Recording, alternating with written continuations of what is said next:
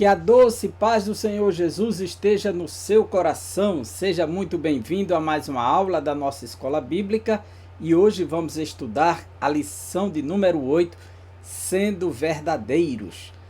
A cada semana estamos estudando um tema mais impactante do que o outro e hoje vamos trabalhar um tema que está no Evangelho de Mateus, capítulo 6, que trata da questão das boas obras e a grande problemática é a questão da intencionalidade. Quando fazemos a motivação e a intenção por trás. Qual a motivação pelo qual fazemos o bem? Qual a intenção? E como Deus trata isso conosco. Então vamos tratar deste tema, sendo verdadeiros. A nossa verdade prática ela já é desafiadora, mas o que nos diz a lição? Os objetivos são 3, ele trata primeiro de contrastar o ato de dar esmola com a hipocrisia. O ato de dar esmola e a hipocrisia. Nós estamos vivendo num tempo em que tudo que é feito se faz com a projeção nas redes sociais. Então, até onde vai o limite dessa questão? Devemos fazer, registrar e colocar nas redes sociais para que outras pessoas glorifiquem a Deus pelo que fizemos.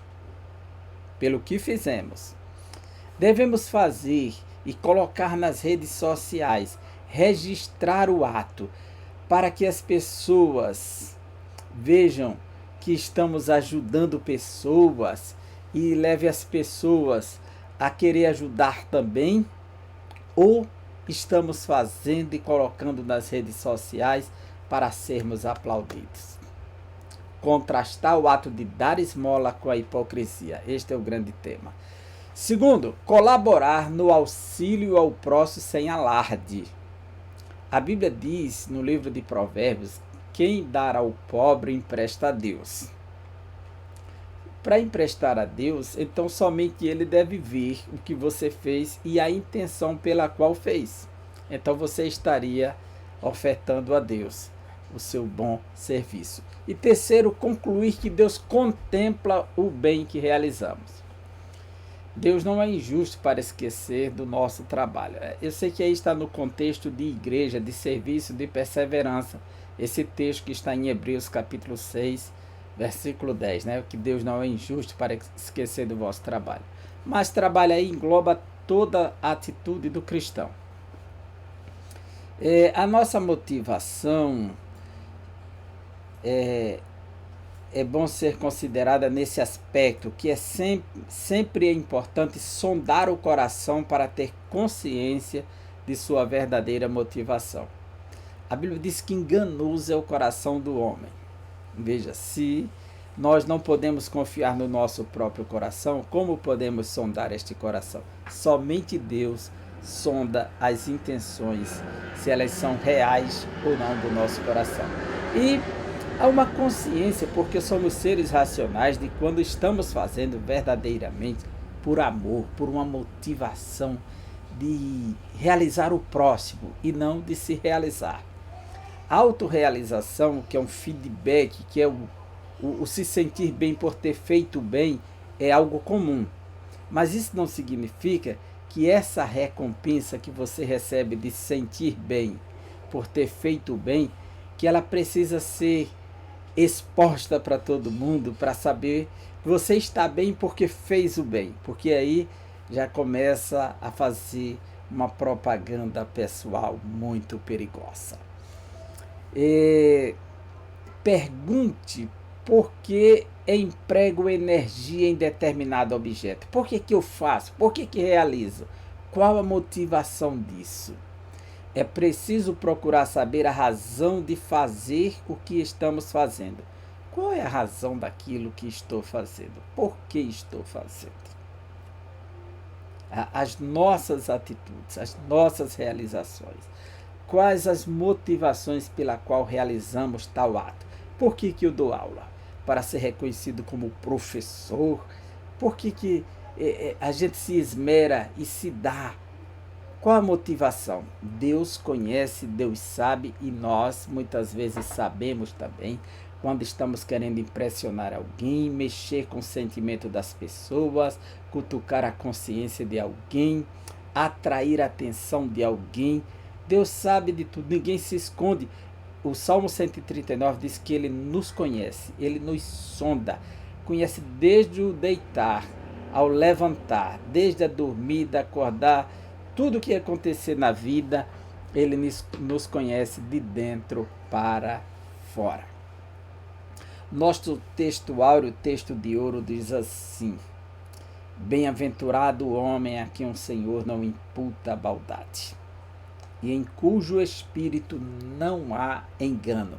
Veja que há aqui um certo paralelismo, que é uma poesia, um texto dos Salmos, quando ele diz bem-aventurado ou bem feliz o homem a quem o Senhor não imputa maldade. Não ter maldade é não ter engano no espírito. Isso aqui, essa expressão maldade, ela está sendo substituída embaixo como engano de espírito. Bem-aventurado o homem a quem o Senhor não imputa maldade e em cujo espírito não há engano.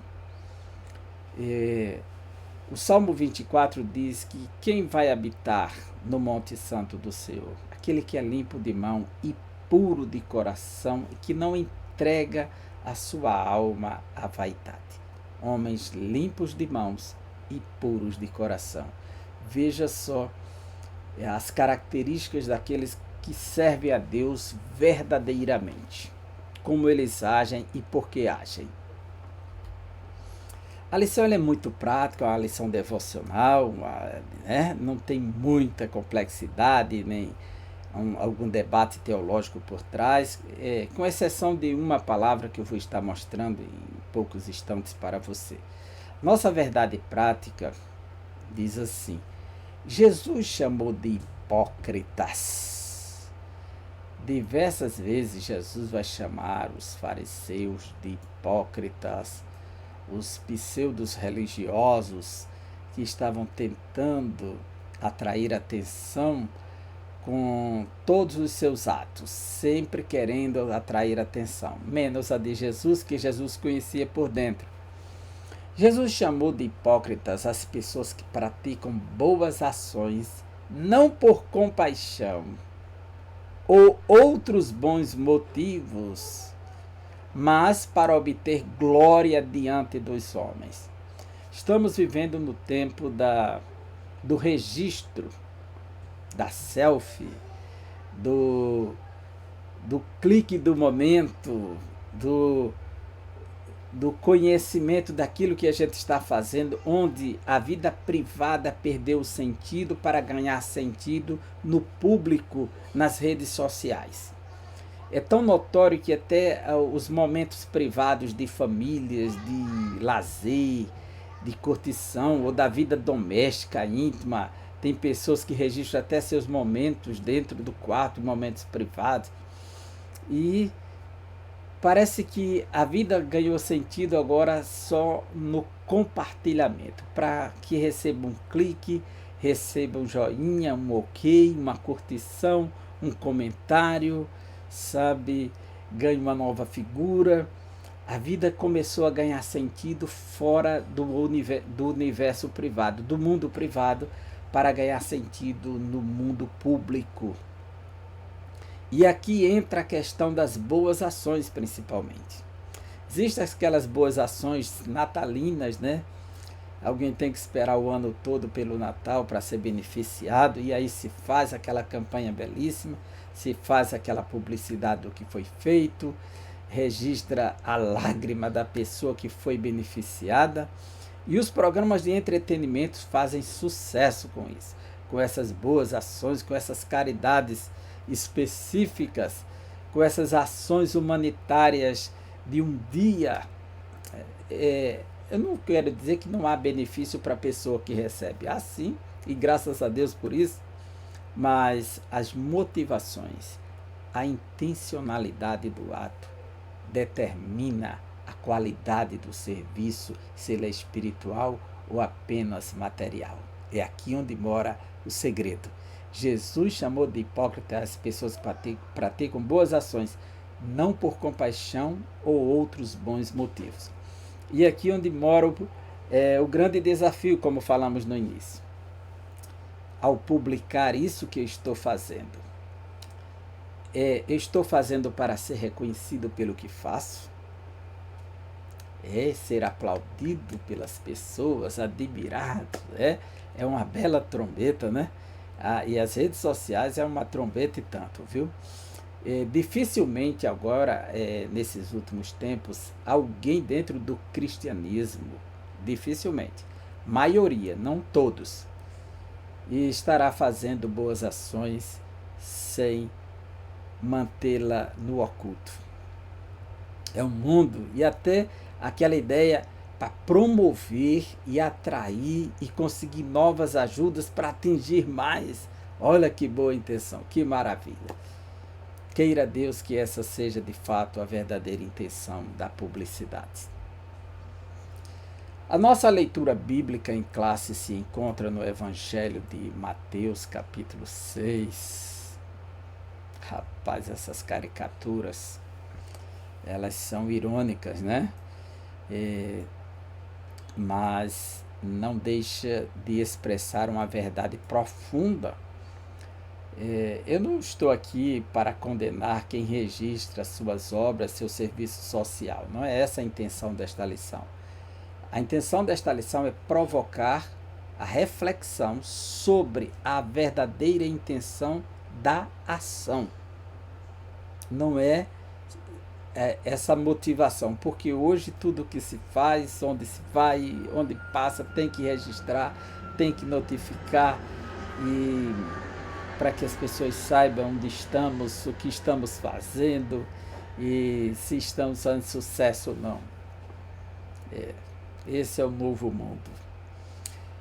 Guardai-vos de fazer a vossa esmola diante dos homens para serdes visto por eles. Aliás, não tendes galardão junto de vosso Pai que está nos céus.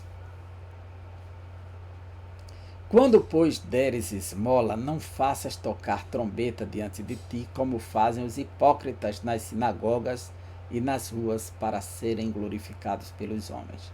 Em verdade vos digo que já tem o seu galardão. Galardão quer dizer recompensa. Mas quando tu deres esmola, não saiba a tua mão esquerda o que fez a tua mão direita, para que a tua esmola seja dada em secreto, e teu Pai, que vê em secreto, Ele mesmo te recompensará publicamente. A recompensa vem em público? Mas o ato precisa ser privado, ser secreto. Os fariseus, os religiosos da época de Jesus, estavam fazendo muito em público, sabe? Muito. Tudo era publicidade. O homem sempre foi publicitário, né?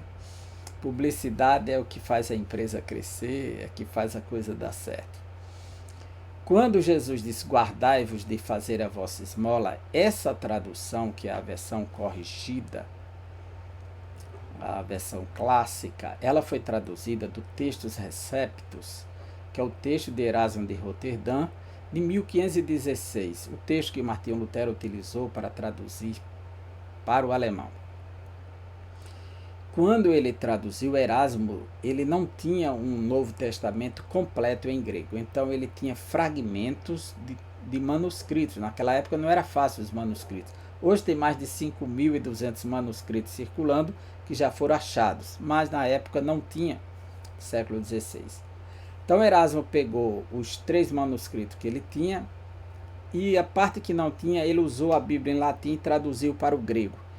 E essa tradução chamou Textus Receptus, ou seja, texto recebido.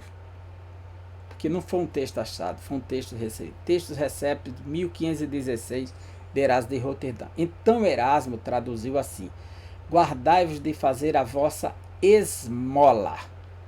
Só que algo interessante aqui é que essa palavra que está aqui traduzida por esmola no primeiro versículo, Nos manuscritos mais antigos que foram achando, não era esmola que estava aí. Erasmo deduziu que fosse esmola, mas não era.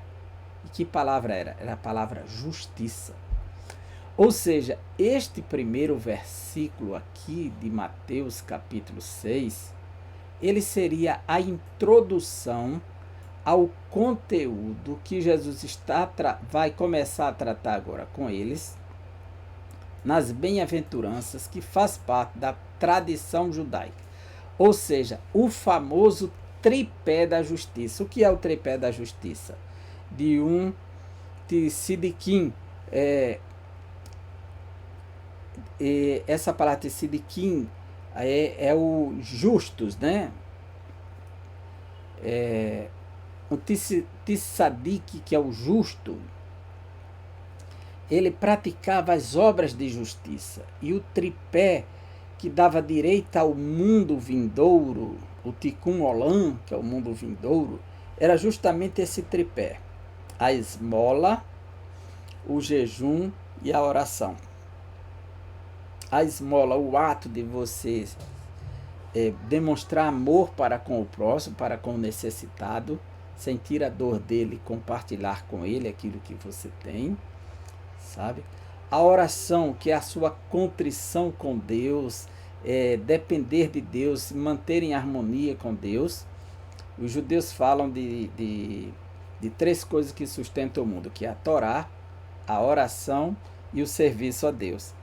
Também, e dentro desse serviço a Deus vem as obras de justiça, que é a esmola, o jejum e a oração. Esse tripé fazia parte da tradição. E Jesus não vai dizer que é errado dar esmola, que é errado orar, que é errado jejuar. Jesus vai mostrar que eles estavam fazendo de maneira errada o dar esmola, o jejuar e o orar. Porque a maneira que eles estavam fazendo, eles não iriam receber recompensa de Deus, o Pai. Eles iriam receber recompensa dos homens. Eles ganhavam dos homens aqui e perdiam lá em cima de Deus. Jesus vai mostrar a forma correta de dar esmola, orar e jejuar. E aí que você vai ter, nesse contexto, a famosa oração do Pai Nosso, que Jesus vai dizer como deve orar e como não deve orar. A forma incorreta. E aqui começa a primeira lição, como dar esmola, que é o primeiro ato de justiça. E como são obras de justiça, esse versículo primeiro, ele seria a introdução ao conteúdo. Pois a partir do verso 2 é quando ele começa a tratar do tema da esmola. Quando, pois, deres esmolas, não faças tocar trombeta. Mas este versículo aqui não é guardai-vos de fazer a vossa esmola, guardai-vos de fazer a vossa justiça diante dos homens. Como é que nós sabemos disso? Olha só, eu vou te mostrar aqui. Aqui tem as guardai-vos de fazer a vossa esmola, que é a tradução que nós recebemos. O textos receptos, que é esse aqui, ó, TRA, ele diz prosequete, tem essa palavra aqui, ó, elemocinem, que é a palavra traduzida por esmola, que ela vai estar aqui no verso 2, aqui, ó, esmola, e aqui, olha, elemocinem, e aqui, ó, elemocinem, é a palavra esmola que vai para o grego. O texto de Westcott e Hort, você vai ver que começa aqui, ó, prosequete, aqui, ó, prosequete no de Westcott e Hort. Isso aqui é outro manuscrito grego. Tem elemocinem. Aqui ele vai adicionar entre colchetes sumde, que é a palavra pois. Tem dikaiosinem. Veja só. Elemocinem, que é a palavra que está aqui embaixo, elemocinem. Aqui foi traduzido por dikaiosinem, justiça. Guardai-vos de fazer a vossa justiça, as vossas obras, que é poiem, que é realizar, fazer. Então, guardai-vos e fazer a vossa obra de justiça. Essa palavra foi traduzida por esmola no primeiro versículo, aí dá a entender que Jesus começou a tratar do tema da esmola em cima, mas na realidade ele começa a tratar das 3 obras de justiça. Primeiro, esmola, nesse aqui, mais embaixo ele vai tratar do jejum e depois da oração. Você vai ter aqui a oração, esse aqui, portanto, vós orareis assim. Você vai ter depois da oração o jejum. E quando jejuardes, tá certo? Que é a terceira obra de justiça. Então, este versículo aqui, o número 1, ele é introdutório ao conteúdo. É o mesmo Jesus dizer assim, olha, essa tradução atualizada, a Bíblia atualizada, ela nos mostra que, assim, guardai-vos de exercer a vossa justiça diante dos homens. Veja como é. Ele não colocou esmola. É uma introdução. Guardai-vos de exercer a vossa justiça diante dos homens, com o fim de ser desvisto por eles. Doutra sorte, não terias galardão junto do vosso Pai Celeste. A tradução NVI diz assim: tenham o cuidado de não praticar suas obras de justiça diante dos outros para serem vistos por eles. Se fizerem isso, vocês não terão nenhuma recompensa do Pai Celestial. Então, tá claro aí para você que esse é o único detalhe que temos aqui para tratar de forma um pouco desafiadora, que o primeiro versículo, basta você usar a Bíblia atualizada, ou a NVI, ou a NTLH, que você vai chegar a esta conclusão, certo? A introdução diz: os ensinamentos de Jesus do Sermão do Monte têm o objetivo de fazer com que sejam os seguidores de Cristo comprometidos com os valores do reino de Deus. Uma consequência de quem vive esses valores é buscar ser aprovado por Deus. Paulo diz: procura apresentar-te como obreiro aprovado, de que não tem de que se envergonhar. Não tem de que se envergonhar, mas que maneja bem a palavra da verdade. Aprovado por Deus. Uma consequência de quem vive esses valores é buscar ser aprovado por Deus e não aplaudido pelos homens. Além de vigiar contra a hipocrisia. Veja o que diz Lucas, capítulo 12, versículo 1. Jesus está sempre reprovando o campo da hipocrisia, posto que miríades de pessoas se aglomeraram a ponto de uns aos outros se atropelarem, passou Jesus a dizer, antes de tudo, aos seus discípulos: acautelai-vos do fermento dos fariseus, que é a hipocrisia. O fermento dos fariseus é a hipocrisia, disse Jesus. Então, nesta lição, veremos que Deus condena a hipocrisia de pessoas que praticam boas ações, não por compaixão ou outros bons motivos, mas para obter glória diante dos homens. Que o Senhor tenha misericórdia de nós. Que o Senhor nos ajude. O ato de dar esmolas e a hipocrisia. Definição de hipocrisia. A palavra hipocrisia, do grego, é hipócrita. Significa alguém que interpreta um papel. O hipócrita era um ator da antiguidade que fazia peças debaixo da máscara. A palavra hipo é abaixo e krates, que é máscara, abaixo da máscara. Hipócrates, hipócrita, de ator. Jesus diz, atores. E em grego era chamar alguém de ator, um hipócrita, que vivia hipocrisia, vivia só de teatro, vivia só da da interpretação de um papel que não era o seu, de representar algo que não era você, não era a sua identidade original, não fazia parte da sua originalidade. Então, é isso que ele está dizendo. Em Mateus 6, a hipocrisia está em contraste com a pessoa de fé, cujo relacionamento com Deus é secreto. E teu Pai que está em secreto, em oculto, te vê e te recompensa. A justiça pessoal. E considerando que ninguém escapa do Senhor, o Evangelho de João, capítulo 2, no último versículo, diz que não precisava que ninguém falasse dos homens para Jesus, pois a todos conhecia e bem sabia o que havia no homem. Está lá em João 2, versículo 25. A justiça pessoal.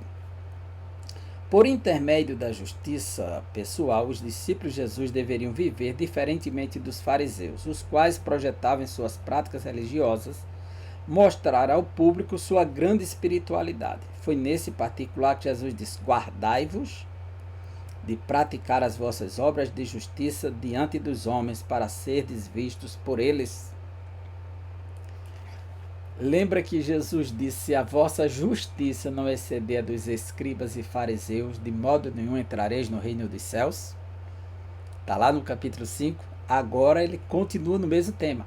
Obras de justiça, que precisa ceder, porque Deus conta com a intenção, a coisa pura e verdadeira, e não a projeção artificial para atrair a atenção e a aprovação dos homens. O discípulo de Cristo que vive seus ensinos é consciente de que nenhum ato de justiça pode ser praticado com a intenção de glorificação pessoal. Tudo o que fizermos deve ser para a glória de Deus. 1 Coríntios 10 e 31. Quer comais, quer bebais ou façais qualquer outra coisa, façam tudo para a glória de Deus. Lutero tratava essa questão de viver para a glória de Deus como corandel. É uma expressão em latim, quer dizer diante de Deus. A Bíblia diz que Elias estava diante de Deus. Essa expressão aparece diversas vezes na Bíblia em latim, na Vulgata. E o corandel. E o que é um corandel? É praticar atos verdadeiros. Diz que um certo homem chegou para Lutero e disse: Lutero, eu quero pregar o Evangelho, eu quero testemunhar de Cristo. Aí Lutero disse: você faz o que na vida? Ele disse: eu sou sapateiro. Sapateiro? Tá certo. Faça do jeito certo, cobre o valor certo, entregue no tempo certo, que isso também é pregação do Evangelho. Praticar a justiça, o que é certo. As pessoas verão que você é uma nova pessoa quando você cumpre com as suas responsabilidades e mostra dignidade nas suas palavras, nos seus atos. Veja só, a justiça pessoal. As 3 práticas da ética cristã. O apóstolo Tiago, na realidade é denominado de apóstolo, né? Ele não era dos 12, isso aqui é Tiago, irmão do Senhor. Falou que a religião verdadeira tem como marca o serviço ao próximo, que também é um culto a Deus. A verdadeira religião é também demonstrar amor e misericórdia para com o próximo. Jesus deixa claro que neste serviço cristão não pode faltar a oferta, a oração e o jejum. Porém, no seu ensino, o propósito desses serviços piedosos não poderiam ser deturpados. Interessante observar que as 3 práticas da ética do serviço cristão envolvem nossos bens, que é a oferta, o nosso espírito, que é a oração, e o nosso corpo, que é o jejum. A oração, o jejum e a oferta são atos piedosos quando praticados com sinceridade e verdade. Tem o reconhecimento do Senhor. Por outro lado, Jesus nos ensina que a religião sensacionalista e espetacular, que é só fazer espetáculo, né? Do dissimulado religioso, está só dissimulando, mas não é, no sentido real, perverte a piedade. Isso é uma perversão da piedade. Tal procedimento jamais é adotado por um seguidor de Jesus. Que tenhamos cuidado, que possamos atentar e vivenciar aquilo que de fato é o Evangelho de Cristo Jesus. Auxiliando o próximo sem alarde, sem propagandas, sem projeção para os outros, sem querer atrair atenção para o que está sendo feito. Qual é a motivação do teu coração? Qual é a motivação do meu coração? Dos nossos corações?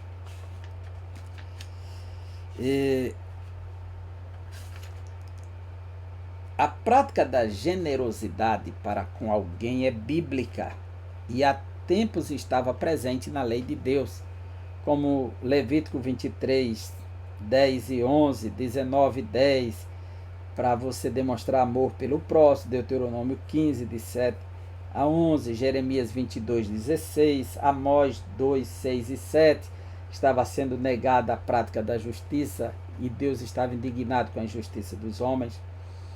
Daniel 4, 27, como também nos ensinos de Jesus, em Lucas 6, 36, 38, no ensino de João Batista. Ele ensina também a praticar as obras de justiça e com a verdadeira motivação. Em João 13, 29, a prática do amor, Gálatas 6 e 2 e Gálatas capítulo 2, quando Paulo vai até Jerusalém e se encontra com os apóstolos, e alguns estão pressionando para que Paulo esteja circuncidando a Tito para que ele seja salvo, e ele disse: não cedeu nem por uma hora, e pediram para Paulo expor o evangelho que ele estava pregando pelo mundo dos gentios, e ele apresentou o seu evangelho e também compararam com o evangelho que Pedro estava pregando entre os judeus. O resultado, reconheceram que Pedro tinha um ministério voltado para os judeus e Paulo um voltado para os gentios. E disse: então vocês devem ir para os gentios mesmo e abençoar e estender as destras, Paulo diz, sobre nós. E o versículo 10 do capítulo 2 diz que somente uma coisa eles pediram para Paulo fazer, recomendando-nos somente que nos lembrássemos dos pobres, o que também me esforcei por fazer. Então a preocupação com os pobres sempre foi uma preocupação da igreja também. O que buscamos quando auxiliamos o próximo? Deus sabe toda a motivação dos corações. O discípulo de Cristo não busca se promover quando se dispõe a ser generoso para com o próximo. Não tem interesse em chamar a atenção de ninguém. Todavia, sua beneficência e generosidade são atos piedosos praticados como partes essenciais da religião pura para com Deus, que é cuidar dos órfãos e das viúvas. Natural que muitas igrejas se dediquem ao trabalho social e que preste esse serviço comunitário, muitas igrejas. E nós louvamos a Deus porque a nossa igreja aqui na cidade de Santa Rita pratica este ato também. O que nós precisamos é apenas cuidado pela forma como fazemos, somente. Mas o recado já está dado por Jesus, cabe a nós acatá-los ou não. E o resultado é a recompensa, pois nós podemos ter uma recompensa aqui, quando trabalhamos com a publicidade, ou trabalhamos em oculto para ter uma recompensa lá. Mas, como eu falei já 2 vezes nesta aula, será que a publicidade vai trazer mais apoio? Qual a motivação da publicidade? Ela é específica para granjear apoio para a instituição ou pessoal? Tudo isso nós devemos levar em consideração em qualquer ato e trabalho que fazemos hoje. Esse é o chamado de Jesus para nós refletirmos. A maneira de ofertar segundo Jesus No ato de ofertar, devemos ter todo o cuidado necessário para não buscar louvores ou não louvarmos a nós mesmos. Quando ofertamos, não devemos tocar trombetas. É uma metáfora que Jesus disse. Tocar, tem uma tradução aqui que diz que tocava o chofar, porque o chofar se toca dentro da sinagoga, principalmente para anunciar alguns eventos, a festa dos tabernáculos, o dia de Yom Kippur. Então toca o chofar, que é uma trombeta que é feita com chifre de bode. Então se toca o chofar. Aí Jesus guardava de tocar a trombeta. Eu tenho uma tradução aqui de tocar o chofar.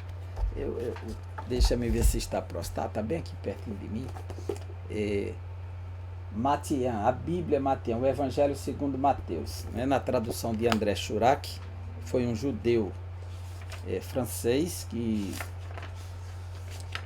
fez essa tradução e comentou. Então ele nos diz assim, no capítulo 6 de Mateus,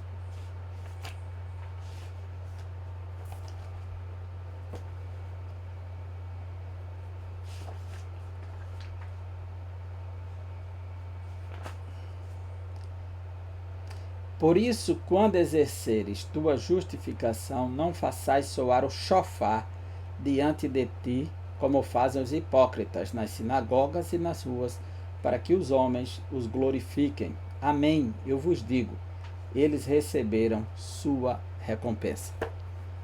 Então, esse é o cuidado, a maneira para não tocar o chofar.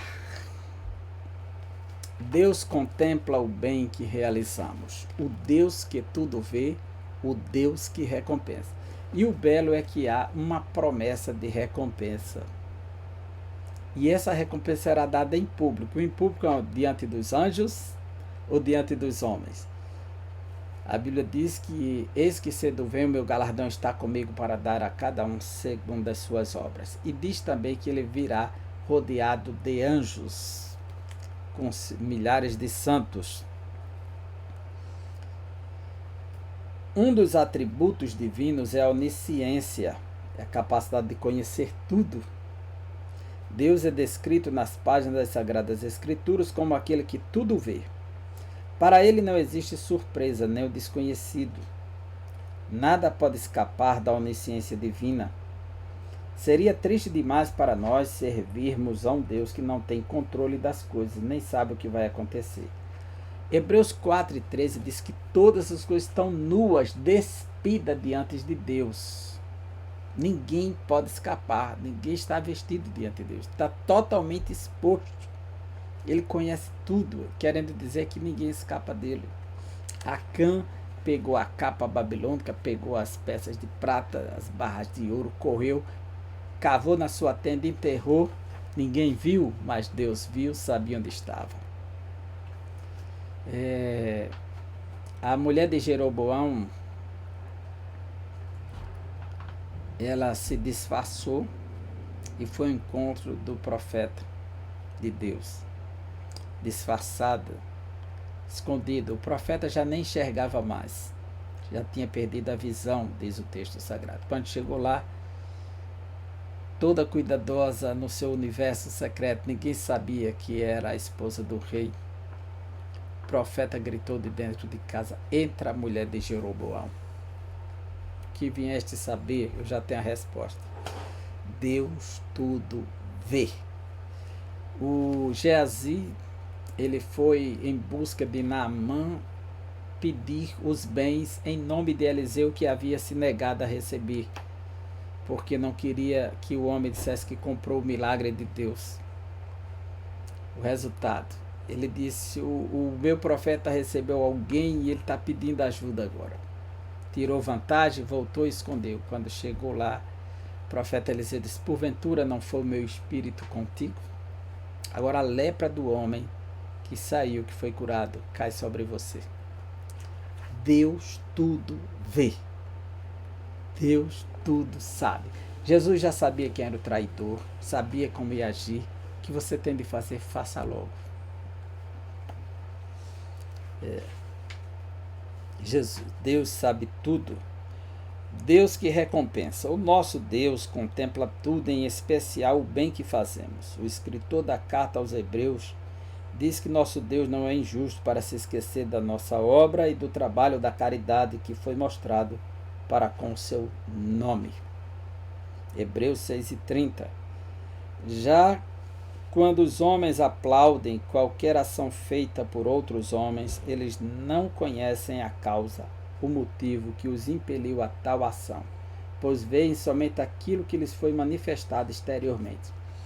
Quando alguém vê uma boa ação, uma bela atitude, chega até a comover-se, sentir e aplaude a atitude do outro, mas às vezes não sabemos a intenção que ele fez.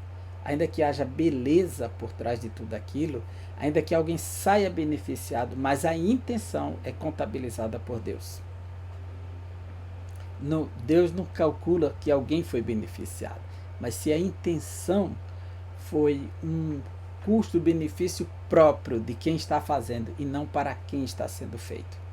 Tudo isso conta diante de Deus, que pesa as nossas atitudes. Quando um crente procura fazer algo apenas para que outras pessoas vejam, está desprezando os ensinos verdadeiros de Cristo. O salvo em Cristo deve lembrar de que Deus irá recompensar cada um segundo o seu procedimento. Portanto, é sempre bom fazer o bem. É sempre bom fazer o bem. Como eu lhe disse, essa é uma lição muito prática, uma lição devocional. Não tem muitas dificuldades para trabalhar com ela, porém ela precisa dessa reflexão sobre a intencionalidade dos atos. Isso é muito importante. A nossa conclusão é, por meio de Jesus, ficamos cientes, alertados, de que Ele deseja que andemos na verdade, sejam os honestos, que a nossa justiça ultrapasse a eles. Veja só, deixa-me ver se esse texto está literalmente dessa maneira. Por meio de Jesus, ficamos cientes de que Ele deseja que andemos na verdade. Sejamos honestos.